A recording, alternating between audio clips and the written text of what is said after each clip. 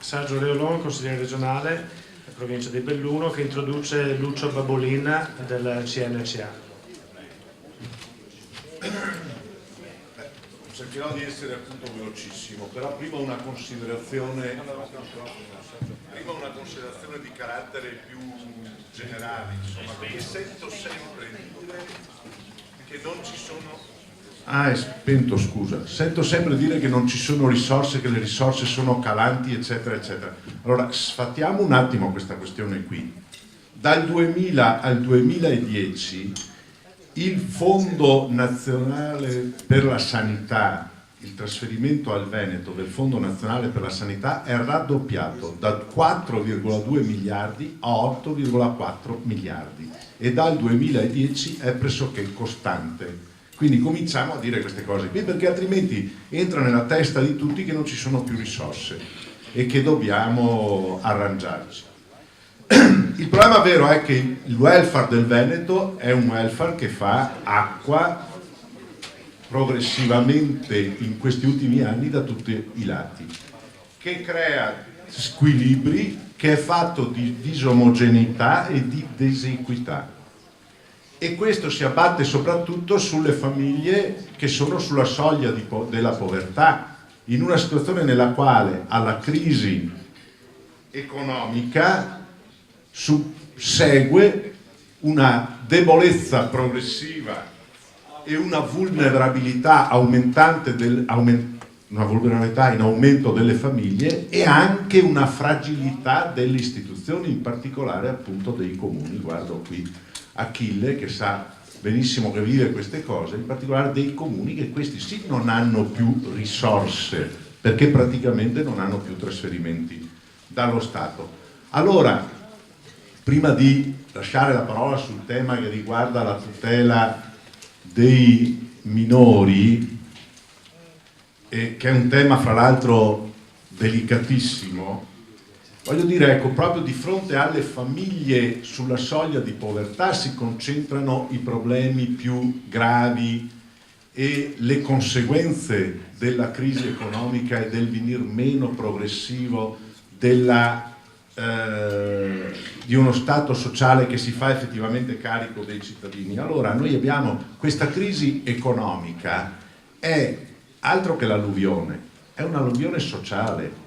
È una calamità sociale e alla calamità sociale della crisi economica nel Veneto si aggiunge la calamità di Remo Sernagiotto, che purtroppo è egli stesso una calamità.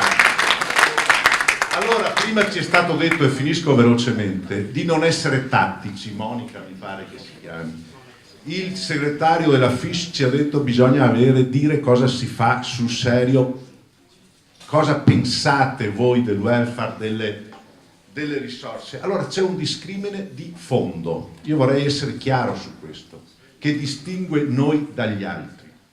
Per noi i soldi messi nello Stato sociale non sono un costo, non sono una spesa, sono un investimento anche di carattere economico, perché lo Stato sociale porta una crescita economica armoniosa e uno sviluppo che ha fondamento nella coesione sociale, e cioè duraturo. Questa è la grande differenza, per cui per noi lo Stato sociale non è un atto caritatevole, non è solo un elemento di sensibilità solidaristica, è un'impostazione di fondo. Ecco, detto questo, vengo alla questione dei minori.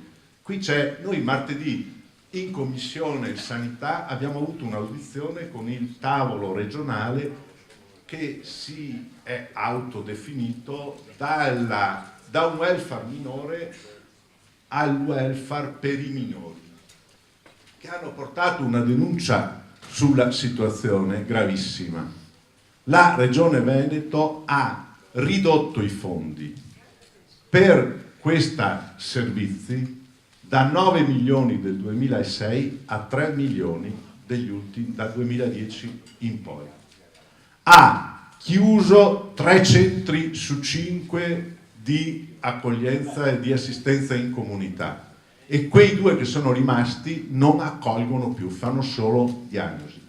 Tutto è scaricato sui servizi sociali delle ULSS e soprattutto a carico dei comuni. Ora, la scelta di puntare sull'affido familiare non è una scelta sbagliata, è condivisibile, ma non può essere, primo, non può essere esclusiva, perché ci sono risposte diverse da dare a situazioni che sono diverse, a bisogni che sono diversi. Quindi l'affido in comunità in alcuni casi non è sostituibile dall'affido in famiglia, o non lo è perlomeno per un periodo. L'affido in comunità deve aiutare a poter ricollocare in famiglia. Ma seconda questione, l'affido in famiglia non può essere svincolato da una serie di servizi di sostegno. Perché il problema è che qui siamo di fronte a persone minori che sono stati abusati, maltrattati, quindi c'è una complessità di intervento che è delicatissima. Ci vogliono servizi educativi di sostegno alla famiglia di provenienza del minore, alla famiglia a cui è affidato, al minore, cioè è una situazione complessa. Quello che sta facendo la Regione in questo campo è semplicemente vergognoso. Lascio per la testimonianza successiva.